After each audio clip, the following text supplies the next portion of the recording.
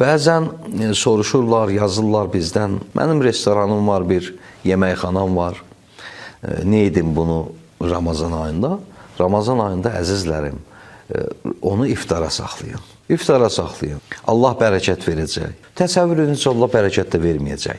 Allaha xatir onu saxlayın.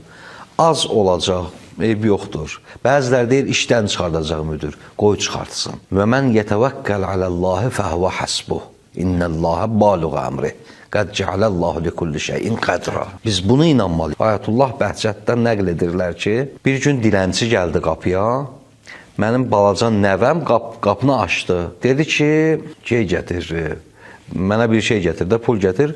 O da dedi ki, mamam evdə yoxdur. Ayətullah Bəhcət oradan bir, necə deyərlər, bir nəticə əldə edir, bizə deyir. Deyir ki, ey kaş uşağın mamasına, anasına etimadı olan qədər Allaha etimadımız olsun.